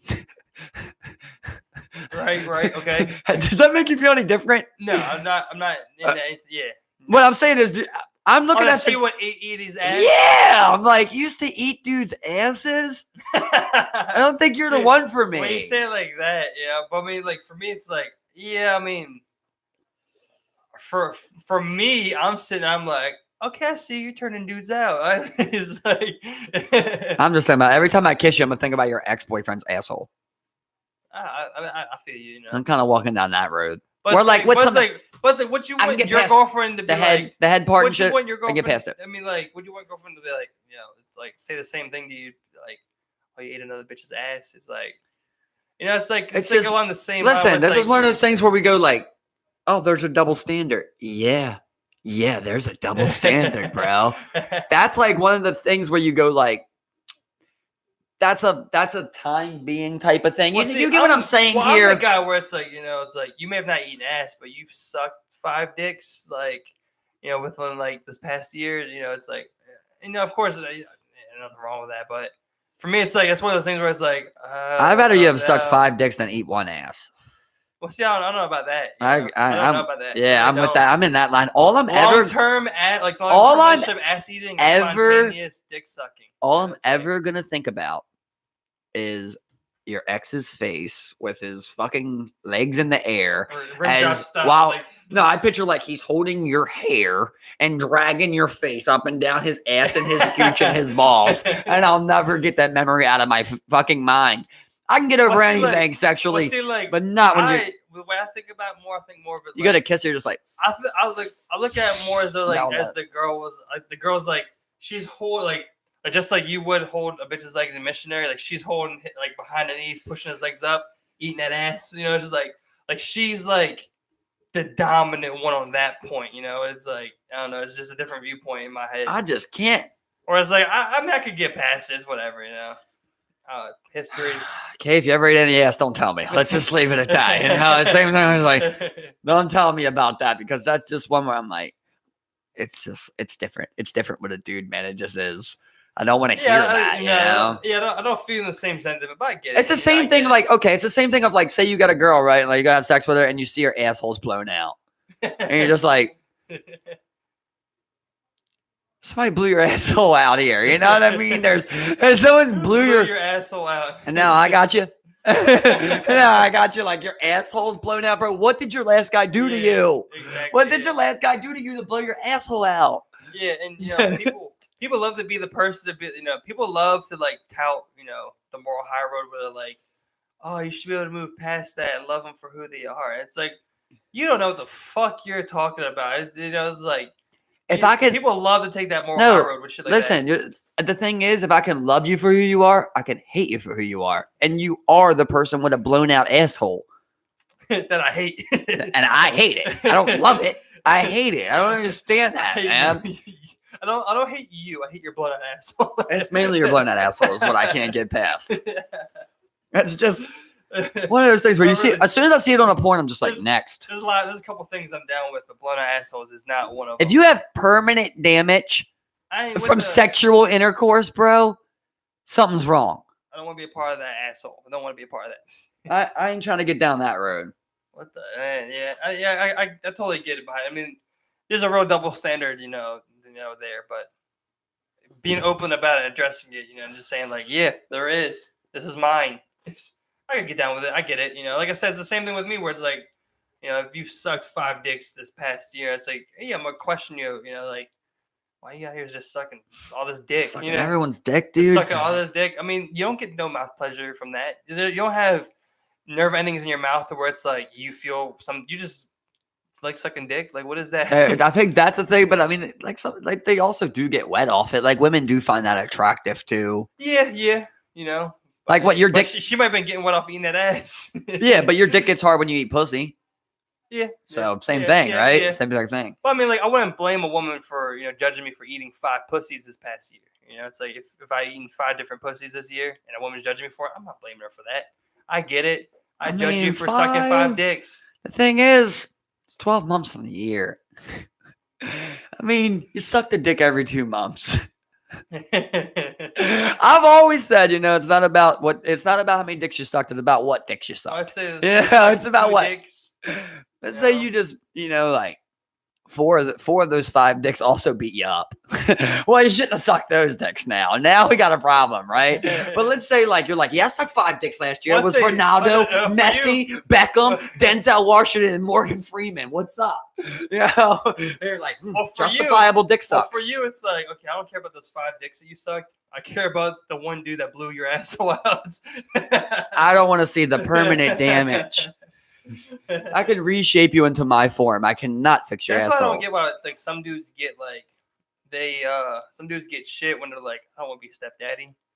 It's like, well, they're not like now there's a physical representation of your past relationship here as well. And maybe I'm not the mature dude to be able to deal with that. And there's definitely mature dudes out there to deal with it. Me personally, it's hard for me to get my head around that one. Yeah, yes. What you mean? Do you feel like it's different for like if the kid's older or the kid's younger? Would you feel any different? I mean, of course. If I'm showing up and the kid's 13, even has a steady relationship with his dad, it's like I'm not kind of like interfering with type of anything. The situation kind of is what it is, and the mom's dating again, whatever. But like it is different for me at least. When it's getting together with a woman who has a 9-month-old. It's like, well. I mean, there's just something to be, of course, circumstantial, but I mean, there's something to be said about that where it's like, you went, you had a child, purpose, accident, wherever the circumstances might have been for, this type of thing to happen. And then now you're not with the dude. I mean, like, there's some things I don't like about that whole situation. It's like, well, why would you then do it? I'm questioning your character, I mean, circumstantial, of course, there's different reasons and whatnot, but I mean, I'm questioning your character and, type of thing, like what you're planning or whatnot. Like, why would you be with a dude who's not going to be with his kid or right? But there is instances, right, where like that person, right? Let's say, right, like that person had a kid with whatever, but the person they had a kid with already had a kid, right? And they took care of that kid. Wait, right? Say that again. Let's say like the person you're talking about, Right. had a 9-month-old, 10-month-old, whatever you want to say, just had a kid, basically, right? The person they previously had the kid with, already had a kid. Let's say 2 years, something like that, right? And they took care of that kid good. But the thing that you got going on became something bad and negative and shit, so they don't take care of that kid. You can see how someone would go, well, he was a good father, right? Or she was a good mother, but she's just not being a good father to this kid. Or a good, that also does happen too. Yeah. I mean, like I said, I'm definitely, being judgmental, but I mean, it's like, it's something that's kind of like first being raised in my head, and, one of the things where it's like, it's tough for me to get by that, just like, blowing an asshole is kind of tough for you to get by. Yeah, like, no, I'm right there with you. Just that representation of like the past or ex or whatever. Right. And for me, like, of course, when you got a younger child, that's always going to be a recent memory. So that, to me, that's a different story. That would be a whole different conversation. Exactly, yeah. But like right now, like I couldn't imagine being with any woman who had a kid. Yet it could be 10. We could both be 27. You could have a 10-year-old. That doesn't change something for me because of my age. Because you know what I mean? I'm only 25. I don't with a 10-year-old right now. Right, like, a 5-year-old. I don't want to date no one with a kid. Period. Of what? Exactly. Like, that's what I was getting to. Exactly. You're like, all right, you got a kid. Okay. Yeah, exactly. I just never had one. I like you. Like, okay. That's kind of like where I'm along the same lines. But like, again, if I'm 40, this lady's 40 and she has a 9-month-old, I'm kind of still in the same thing where it's like, well, I don't know I'm just not sure. I mean, for one, there's also like a whole other thing with working out.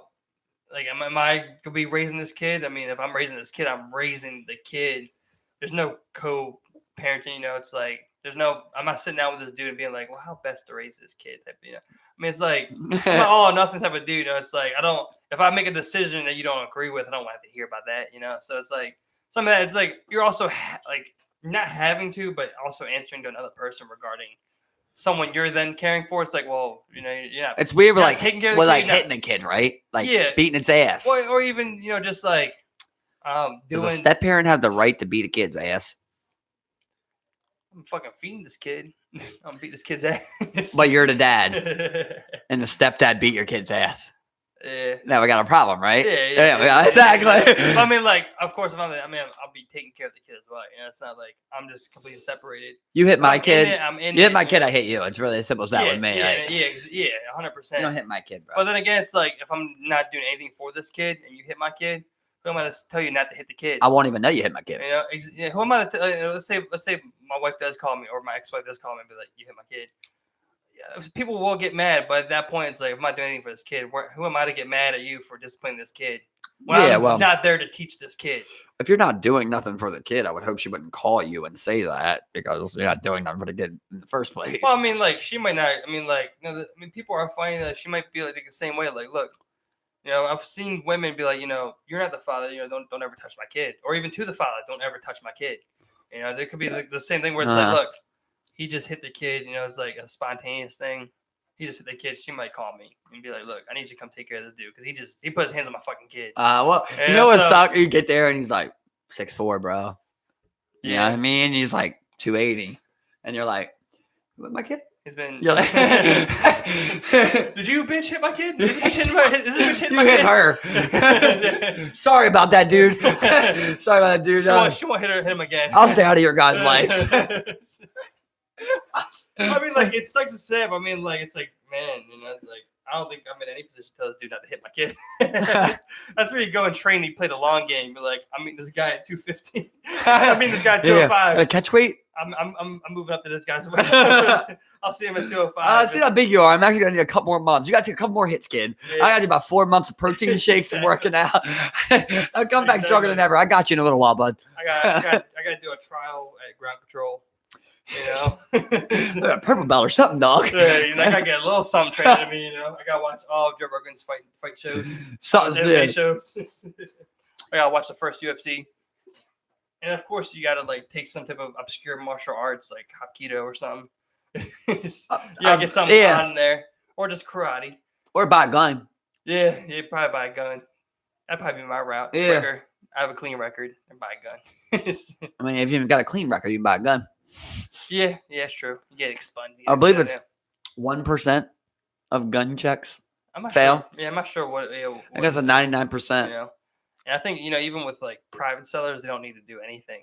They don't need to do a tip any check. If it's a private sale, I think the conditions under which they sell, kind of like falls. Oh yeah, because they were showing that at like flea markets and shit. Yeah, this is private sale. Like like I think maybe they do like maybe it's just I know they run you, but it's less.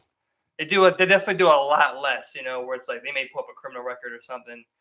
And even if you do have one, they might be like, well, it was a domestic dispute. Well, San Bernardino shooter was on a no-fly list. Yeah, exactly. I think same thing with the Pulse nightclub shooter. He was on a no-fly list as well. Maybe I got them mixed up. I might have them mixed up. Oh, I'm sure a lot of these people, a lot of times that wasn't a law. That wasn't a law. Is that you want a no-fly list? You can buy a gun until afterwards. Yeah, something with like the database is just not being interconnected or something to where it's like it shows that. I think we all can agree if you have any violent charges. And that's the thing when people were like, when people say, I mean, of course, there's varying degrees, but like when I say I want gun control, I don't want to take away your guns. I don't want to.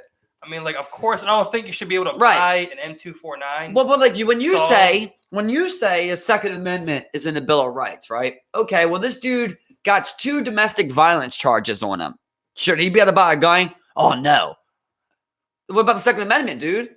What did they write it? If he got domestic violence, they can't have a gun? No one wrote that. So now you're just choosing what you want when you want it. But if someone says limit guns, now it's a problem all of a sudden. Yeah, it's so weird. I mean, for me personally, it's like, I don't even think of it as far as like limiting guns. It's just a very thorough process. Also, I think there should be laws that also require you to store them in certain ways, in the house, whether it be, well, most places they are. Yeah, but I mean, like, I think it's something like Japan, like, I mean, like, of course, not like as far as like, because with Japan, like, they like everybody who registers and has a gun, I think it's like less than like 0.3% or something have guns in Japan. But like, they know all the locations, like, they know where it's stored in the house. And they have like regular checkups. And they have to take the gun every year or two, just like a car, and get like inspected, make sure it's being taken care of, and whatever, shit like that. I think with that, like if you have a license, you gotta go and re-register. You got, you can always lose it. If you fail a test or something. I mean, like proper usage, storage, and even as far as like, background checks being very thorough. I don't think anyone should be able to go and get a gun. Like if I decide to go get a gun, I shouldn't be able to go get one tomorrow. I mean, right. Like, come on, I mean, like, I think it should be like kind of like, not a lengthy process, but, it should be something that takes time where it's like, all right, you come up, you apply, we go through your background, we do it very thoroughly. Maybe in 2 weeks we get back to you and mail you, your license or permit to buy whatever gun you apply to buy. It takes longer to buy a house. Exactly. It takes longer to buy a car. Exactly. Or even to go and get your license to drive a car. Yeah. I mean, your fishing license or hunting license. I mean, all of those things you gotta go back and renew. And I don't know if you retest for those, but you gotta renew them. You gotta go back. I mean, I think you should just have to prove you're a responsible and rightful gun owner.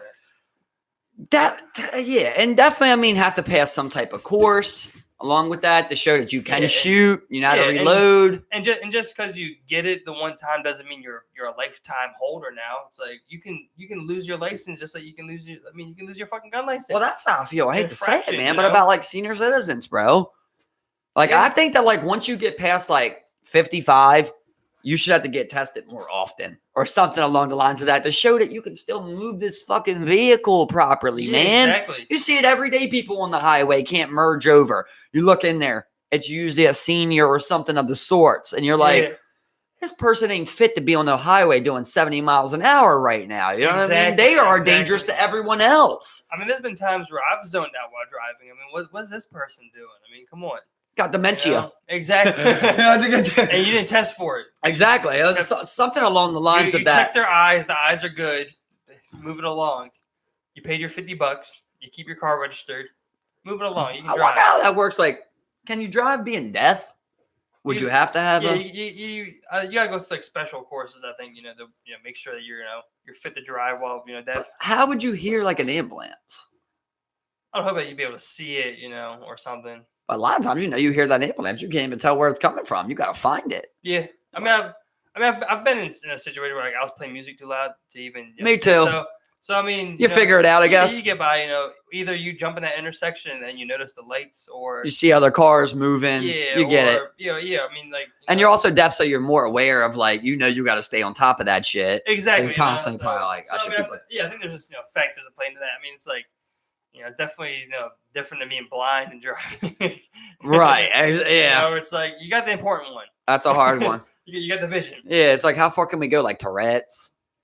Like, what if you had Tourette's that was like a jerk? Well, so like with Delonte, he had epilepsy, so like he had to go 2 years seizure free before he could get a license. Wow. So yeah, and you got proof, that you've gone 2 years without a seizure and get your license. So I mean, epilepsy is horrible, man. Yeah. I feel bad for everyone that goes through that. Oh yeah, especially like just knowing at any given time. Well, like another thing is like I think most cases are inflicted, whether it be like some type of head trauma. Yeah. Or some people's cases where it's like, and there's like them grandma seizures. Some people I know is like they just were subject to extreme child abuse, where they just would get hit in the head. Yeah, I mean it could be. You can also just have it. You could be born with it. Yep. I remember a guy named Matt where he was used to have it when I was in high school, and he always just told me, he's like, I know when it's coming. Yep. He's like, I know when it's coming. I try and sit down the best I can, but next thing you know, I'm waking up and I got injuries. What's weird is like when they train dogs, like epilepsy dogs, or they can sense it way ahead, right? Yeah, apparently it's a chemical they can smell. Something they can smell, and so weird. Picks up one, they know it's someone coming. That's funny because you're thinking like if a dog can smell it, okay, and we know that they smell a chemical. Let's figure out what the chemical is. Then can we develop a drug where when they feel it or the dog smells it, we can hit it? You know what I mean? And then it takes away that like. Seems like you kind of know what's going on there. Yeah. Let's get some funding and some minds, take some out of that military budget and figure that one out. and figure this shit out. Get it going. But I mean, that's awesome when the people with seizures, they take that CBD oil and shit, and just overnight go from 200 to 1. Well, that and one thing they did was, I think in his case, was like they went and did some type of like procedure where they severed. Like they monitored his brain activity for like a week in the hospital, during seizures, pretty much all the time. And they were able to like find the area that was firing off during that epilepsy. Wow! And they were able to like sever something to where it's like they minimalized it. But I think it was still experimental. It was a very early treatment. Huh? But I think he saw some improvement for something like that. I gotcha. Yeah, so, well, that's cool. That's one way. Yeah. So I mean, like, especially when you get into the brain, as far as like cutting something out or severing something or trying to figure out why the brain's firing off on for that particular reason in that region. It's so weird. We're mapping brain activity. Yeah, I mean it's not an easy job, that's for sure, right? No, that shit's wild, man. Yeah. I want to be a neurologist, be cool as fuck. That would be awesome. Yeah. It's also like, fuck. Yeah. I just want to figure shit out. Yeah, exactly. Why can't I stop Alzheimer's? I get it, but I don't get it. I mean, it's just something in that brain that you either need to disconnect or connect, or maybe need a little bit more of this chemical or that I can't chemical. say it as fact, but I remember that they were saying like before that like Alzheimer might be attributed to higher levels of mercury in the brain. Yeah, I think so. Or like metals, period, I guess. Yeah. I don't know if that was true or not, but I guess that was a theory at one point. Yeah. I mean, I think shit like that. There's so many factors that play into it, bro. I don't know. You could probably get a quicker cure quicker than you could naming everything that causes something like that. Yeah. You know what I mean? It's like if you were to sit down and write down every fucking cause that led to Alzheimer's, I mean, you'd have a cure by then. By the time you read all. Imagine we get to the point where we're donating brains, dog. Yeah, like brain transplants or something. Wow. Yeah. Are you ever you? How do we reprogram you? Yeah. I don't know. It's like it seems like it shouldn't even be possible, right? So what I did also recently on the rainy weekend was I watched a little bit of Black Mirror. I think I'm on like season 3 or something. What a show! Where they had one where like it wasn't the dude's exact consciousness, but pretty much they read like all of his like Twitter feeds and uploaded a bunch of videos of the dude, and you had somewhat of a character in this hybrid human shell type of deal. It's like. I mean, like similar lines, right? Where it's like, you're transferring, some type of consciousness into like a being, either willingly or unwillingly, So I mean, still kind of weird there. Yeah. I mean, it's still a weird line to where it's like, let's say someone does die suddenly, and it's like, well, he didn't exactly say he wanted to be cloned, but then someone chooses to clone him. It's like, well, that's why I don't know. I don't want no one to clone anybody and then continue to fuck them or something. When I thought that was when I was wondering of like I seen that like the new Toy Story that came out. Right. The Mr. Potato Head on there, the voice that does that, he Right. died. So they weren't going to do him in the movie, basically. Well, his family contacted Disney and was like, we want him in there. So Disney went back and looked at all of his old cuts that they ever had of him saying anything, and they reconstructed him basically into the movie. Well, I was just thinking like, okay, his family wanted that, but that guy never said he wanted that. Exactly. How do we know that guy wanted to be in that movie or wanted that stuff used? And then I was going to like, okay, well, obviously someone's getting paid. Well, who gets paid? The family. Well, it's like not him. So now the family is the one that requested he be in there, and they're the ones getting paid. It seems like a conflict of interest. When people, release albums, same thing, posthumously, same thing, yo.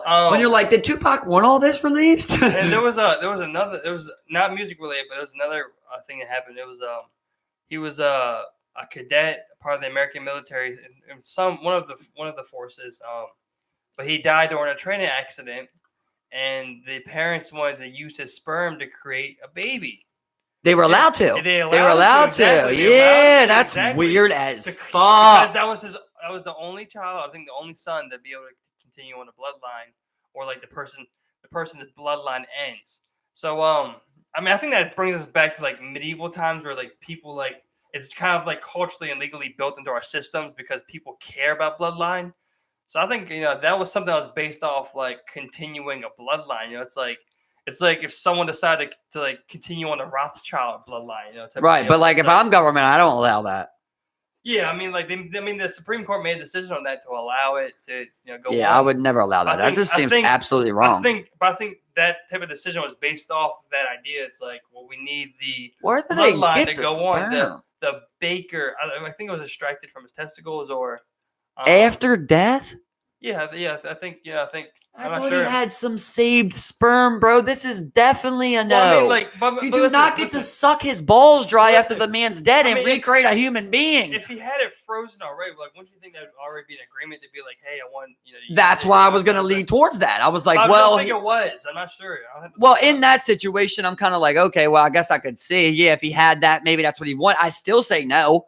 Because you don't know who he wanted to choose to be with or whatever it may be. Yeah. But if you're saying you sucked the dude's balls dry after he died to recreate something else, now it seems fucked up. Yeah. So, I mean, it's like, with situations like that, I mean, like, I personally don't agree either. Where it's like if someone's dead, I mean, we can't force a decision to be made as if this person made a decision because, I mean, they're fucking dead. Right. They can't make one. So just leave it at that. It had been a will. Exactly. Yeah.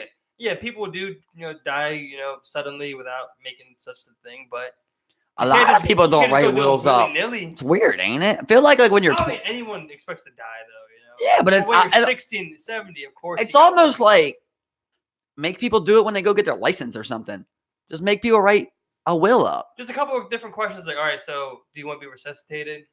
What should we do with your blood? Right, exactly. I think it's like a thing. I can't remember if like it's Prince or Tom Petty, but one of them didn't have a will, and like they're arguing like Prince, who gets the estate and if they can release his music. Yeah, Prince. There's a lot going on with that. Yeah, so, I mean, things like that. It's like, and people go ahead and release content, albums and shit posthumously. I mean, things are going on with Mac Miller, that dude XXX, Lil Peep. They had a joint album with Lil Peep and XXX. Really? Yeah, that's weird. And they both died posthumously, and they also both hated each other. Did they? I didn't know that. Lil Peep, talk shit. It was like because of his domestic violence shit. Oh, gotcha. It was just like, I'll fuck with that guy. But then you release an album together with these people. It's like, well, I don't know. It's a little murky right now. Yeah, kind of weird. You're just and you're banking off of it. Oh, double weird. Yeah, any time, right? that you're making money off of. That was the one cool thing about the Bob Lazar thing or whatever, where like maybe the dude is lying, but he don't take no money. Yeah, he don't. It was like one time he got like $7,000. He donated to like a science fund or something like that. The dude never made $1 off of bringing up any of that stuff. That's one of the we know about things. Yeah, right. That's one of the best things going for his story on that end. It's like, that's a good for any story where you're like that. it's not out there that you took any type of Yeah, money, don't take money. You know, Yeah. when you look at Casey Anthony, you're like, you're writing a book. I don't know, dude. Or like OJ, if I would have done it. I mean, her famous pictures, the one with the cigars and shit. You know, where she had some cigars and like a drink in her cup. Just living life. Weird. Yeah. Doesn't look good. A little sketch, you know. But yeah, all that shit, man. Bro, somebody takes my kid and kills him, I commit suicide. You hear yourself? Every time. I think I'd do some super fucked up shit to that person and kill that guy and then kill myself, you know. But you remember the story? They didn't know who did it. They believed that she did it. So what I was trying to say, Casey Anthony. Yeah, okay. Yeah. Well, if I can find a killer, of course I'll try and do that. You know what I mean? I'll do whatever I do. Just saying, you know, yeah, but no, in that situation, like I'm saying, like for me, like there's no way I'm gonna be happy again. Right. So to that doesn't look good to me because if it happened to me, I'd be ready to commit suicide, man. Like I'd blame myself every day. Yeah, I don't care what happened, like whatever it was, I would always blame myself. As soon as you kill yourself, they find the kid. The kid's okay. Obviously, it would happen. Yeah, that would suck. Yeah, I wouldn't do it unless we had a dead body. You know, even if 20 years has passed, I might still believe. Well, I mean, the closest thing I could think to feeling that type of love is like feeling like the love I got for like my dog right now. You know, it's like just the closest thing I can even think of. Right, but then you times that by 100, right? Yeah, like if I was like, because I couldn't imagine me sitting there and watching my dog get attacked and fucked up by another dog, where it's like. Yeah. You know, it's like, well, I mean, the way the dog's looking at it is, you know, why'd you let this happen to me? Same thing with the kids, like, why'd you let this happen to me, Daddy? Exactly. That would be in my head all day. That's what I don't want to live with, man. I feel bad. As bad as it sounds, if you disappear for 10 years, I hope your family finds the dead body. Yeah. Because it's torture to go 20, 30 years. And you just don't know. You don't know. You know what really freaked me out the other day was I got on Facebook and I had a friend request from a Facebook page called Help Find Brianna. And it was that girl, Brianna Bus or whatever. Yeah, Brianna Bus or something. I know her? Well, yeah. I mean, I think you would know her because, I mean, she used to run with like Nabby and she was someone early on. I mean, I feel like you would, if you saw it, you would know the person. Yeah, maybe, but I don't know the name. But yeah, I mean, like the person is like, you know, that I knew of, you know, a while ago, and then, you know, come to find out, like, you know, they've been missing for like a year recently, you know. Wow. Like, yeah, you know, it's like, sure, that's like, wow, you know, I mean, thousands and thousands of kids and people go missing every year and don't get found. Yeah. Where they going? It's like, well, they're somewhere. They're somewhere out there. I got more information to do before I get deep into it, but did you see that billionaire-backed pedophile ring, bro? Yeah, what was his name? I can't even tell you. I can't remember his name. No, but apparently, bro, a child sex ring from hell. Here it is. It's Jeffrey Epstein. Yeah, of billionaire proportions. That is absolutely disgusting. I'm gonna get some more info on that and figure that out. But yeah, I hope that leads to some more people getting caught. You know, it's getting the rat or something like that. Whatever we gotta do. And I mean, he was caught with like prostitution a while ago too. Did like 18 months, was a sex offender, all that. Did you see like within the 18 months though that like he was only in jail for eight hours a day. Yeah. He got to go to his office where nobody watched him for 12 to 16 hours a day. So and women and men got to go in the office, but the guards didn't. Fucking ridiculous. What the fuck is this dude? Pablo Escobar? Yeah, I'm gonna have to get more from I'm definitely gonna do some more on that one. I don't know enough yet. But right now, I gotta get some food in me. Yeah. Another great cast. I'm glad we could get back, baby. Try and do another one as soon as we can. We'll be back at it. You know, I mean, you know, thanks again for liking, subscribing, and sharing. Every time. Sorry we took so long. Videos out, but we'll be back at them just creating them more. We're trying to make up for the lost time. Appreciate everybody for watching. Y'all have a good night. That's cool. That's right.